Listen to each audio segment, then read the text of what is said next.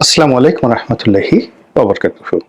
সম্মানিত দর্শক, ইদানিংকালে আমাদের রাজনীতি এবং আমাদের যে রাজনৈতিক সংস্কৃতি, এই দুটোর সঙ্গে সামাজিক মাধ্যম একেবারে অঙ্গাঙ্গিভাবে জড়িয়ে পড়েছে।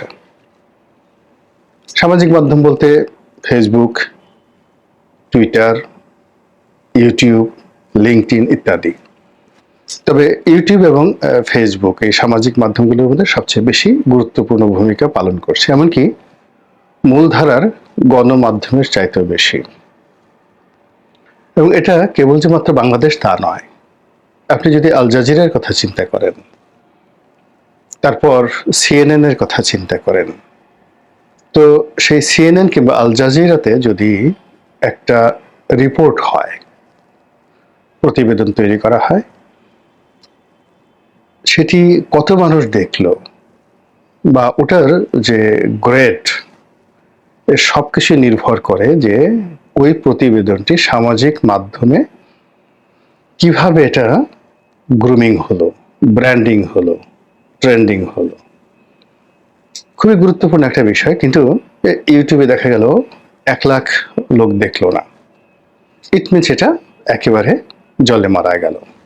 ঠিক আছে, এটা সিএনএন এ প্রকাশিত হোক কিংবা বিটিভিতে প্রকাশিত হোক কিংবা আল জাজিরাতে প্রকাশিত হোক কিংবা এনটিভিতে প্রকাশিত হোক, এটা কোনো সমস্যা নয়।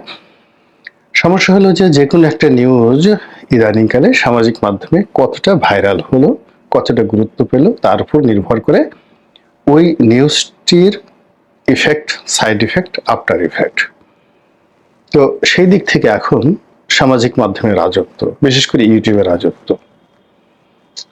বাংলাদেশ বসে যারা ইউটিউব করছেন কিংবা দেশের বাইরে বসে ইউটিউব করছেন, তারা সবাই এখন যারা এই ইউটিউব দেখেন তাদের নিকট এবং যাদেরকে উদ্দেশ্য করে এই কন্টেন্টগুলো তৈরি করা হয় তাদের নিকট খুবই গুরুত্বপূর্ণ। এবং সেই ইউটিউবে ইদানিংকালে একটি কথা রীতিমতো ভাইরাল হয়ে পড়েছে, সেটা হলো কচু ক্ষেত। তারপরে কচু ক্ষেতের দালাল, তারপর কচু ক্ষেতের এজেন্ট, কচু ক্ষেতের রাজা। ইদানিং এই বাংলাদেশের রাজনীতির বিষয়ে শব্দগুলো খুব ভাইরাল হয়ে পড়েছে। এখন আসলে এই কচু ক্ষেত কি? আপনারা জানেন যে মিরপুরের একটি এলাকার নাম, সেটা হলো কচু ক্ষেত।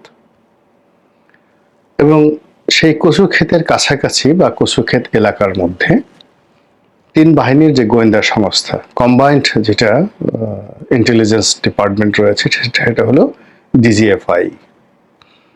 তো সেই ডিজিএফআই তাদের যে হেডকোয়ার্টার, এটি কচুক্ষেতে অবস্থিত। যে আয়নাঘর, সেই আয়নাঘরগুলো, অনেকগুলো আয়নাঘর বাংলাদেশে হয়েছে, তার মধ্যে সবচেয়ে জঘন্যতম আয়নাঘরটি তাও এই কচুক্ষেতে অবস্থিত।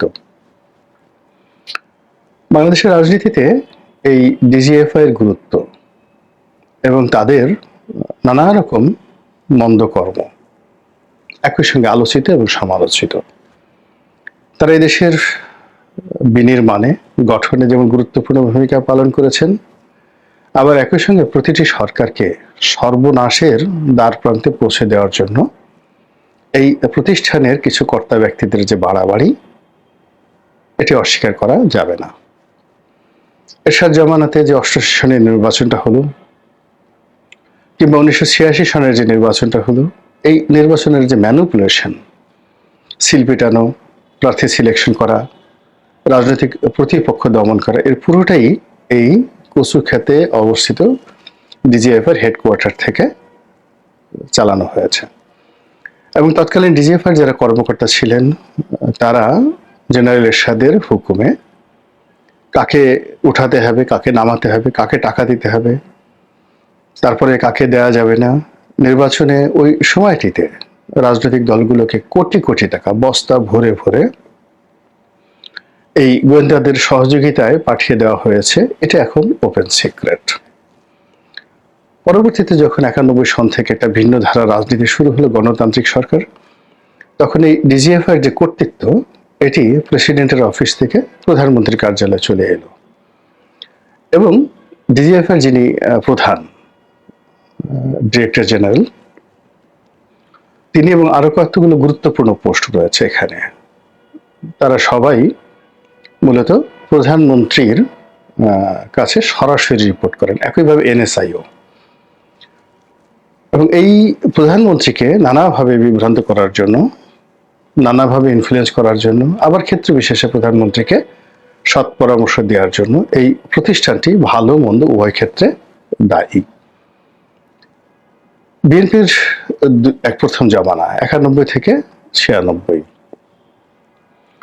এখানে ডিজিএফআই নেতিবাচক ভূমিকা নিয়ে অতটা আলোচনা হয় না। এর কারণ হলো সরকারটা সর্বোচ্চ গণতান্ত্রিক পর্যায়ে ছিল এরশাদের পতনের পরে। ওই সরকারের যদি খারাপ দিক ধরেন তাহলে এরশাদের প্রতি জুলুম এবং অত্যাচারে তারা খুবই নিষ্ঠুরতা দেখিয়েছিল। এছাড়া 91 থেকে 96 পর্যন্ত বেগম জিয়ার নেতৃত্বে যে সরকার ছিল, one of the finest government ever we seen after the liberation in Bangladesh. আবার একই ধারাবাহিকতায় যখন 96 থেকে 2001 সনে আওয়ামী লীগ ক্ষমতায় এলো, ওই সময়টাতে আওয়ামী লীগের যে বাড়াবাড়ি, সেটা ছিল সব জায়গাতে বঙ্গবন্ধু, সব জায়গাতে শেখ রাসেল, সব জায়গাতে শেখ কামাল, শেখ পরিবারের বাড়াবাড়ি। এটা দৃষ্টিকটু ছিল, কিন্তু এটা কোনো অবস্থাতে হার্মফুল ছিল না, কানে বাজত। সব জায়গাতেই বঙ্গবন্ধু, সব জায়গাতেই শেখ মুজিব। এই ছাড়া যদি আপনি এই পুরো জমানাটাকে ধরেন, তবে ওয়ান অফ দ্য ফাইনেস্ট যাকে বলা হয় শাসন ব্যবস্থা। এবং এই বাংলাদেশের ইতিহাসে স্বাধীনতার পর থেকে মূলত 91 থেকে 2001 পর্যন্ত এই 10টি বছর, প্রথম শেখ হাসিনার, প্রথম খালেদা জিয়ার নেতৃত্বে এবং শেখ হাসিনার নেতৃত্বে, এই দুটো সময় গণতন্ত্র যতটা ফ্লারিশ করেছে এবং গণতন্ত্র যতটা প্রাতিষ্ঠানিক রূপ লাভ করেছে, এবং এই দেশের সুশাসন, ন্যায় বিচার, যা কিছু বলেন না কেন, এই 10 বছরই হলো শ্রেষ্ঠ সময় সবকিছুর ক্ষেত্রে। পরবর্তীতে এটা 2001-এ এসে আবার এই কচু খাতের কবলে পড়ে যায় বিএনপি সরকার।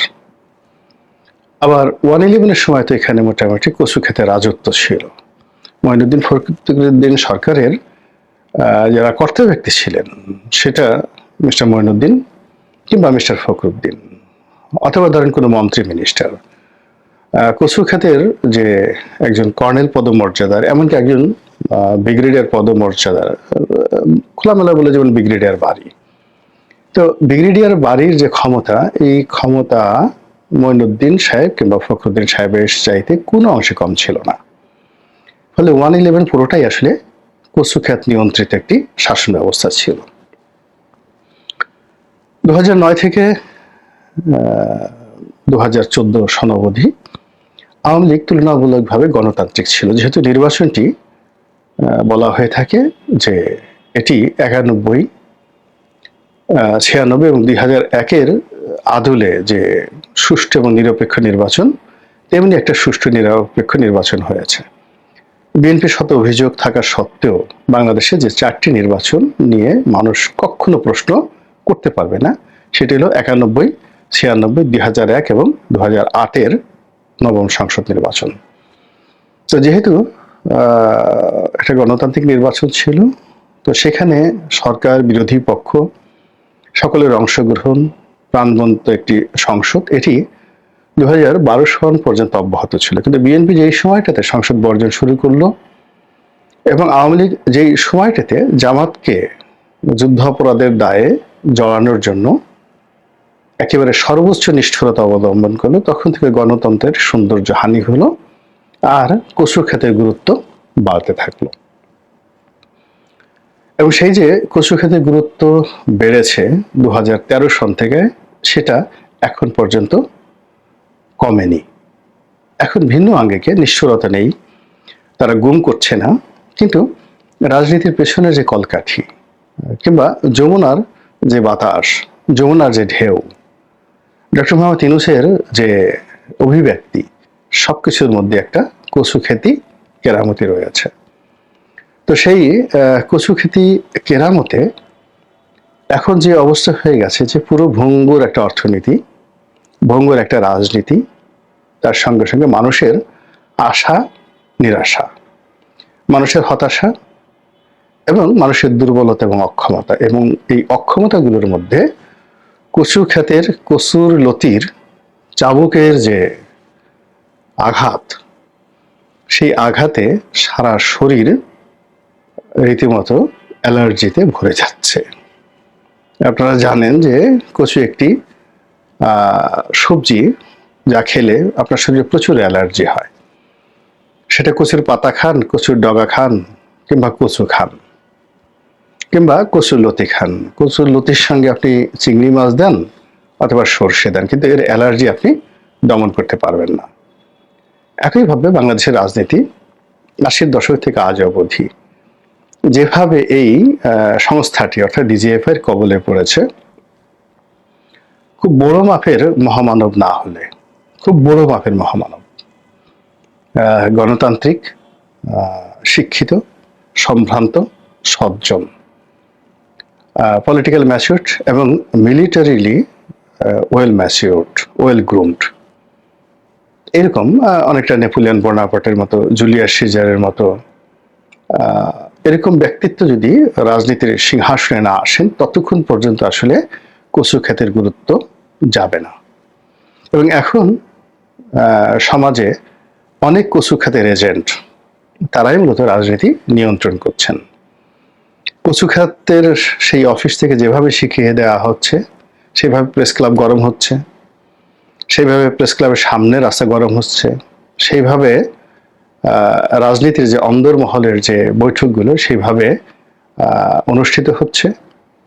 আবার এই কচু খাতের যে পরিকল্পনা, সেটার বিরুদ্ধে যারা প্রতিপক্ষ এই মুহূর্তে বাংলাদেশে এবং দেশের বাইরে সামাজিক মাধ্যমে আছেন, তারা কচু খাতের নিকুচি করে, কচুর লতি তছনছ করে, কচু বাগানে রীতিমতো আগুন লাগানোর জন্য তারা সর্বশক্তি নিয়োগ করে যাচ্ছে। ফলে এখন কচু ক্ষেত, কচু গাছ, কচুর লতি, কচুর লতা পাতা থেকে শুরু করে কচুর ডগা পর্যন্ত, এই সব মিলিয়ে একদিকে একটা বলয় তৈরি করেছে, আর একটা এদের বিরুদ্ধে, কচুর বিরুদ্ধে যুদ্ধ শুরু করেছে। সেই যুদ্ধ মূলত সামাজিক মাধ্যমে, গণমাধ্যমে নয়। এখন এই যে একটি যুদ্ধ, এটিকে সফটওয়্যারের যুদ্ধ বলতে পারেন, ইথারের যুদ্ধ বলতে পারেন, মনোমস্তিষ্কের যুদ্ধ বলতে পারেন। এই যুদ্ধের যে পরিণতি, সেই পরিণতি আসলে ভালো হবে না, কোনো অবস্থাতেই ভালো হবে না। এখানে একটা মিনিমাম, যাকে বলা হয় স্ট্যান্ডার্ড, বজায় রাখা দরকার, এবং এখানে একটা মিনিমাম নিয়ন্ত্রণ এবং নীতি দরকার।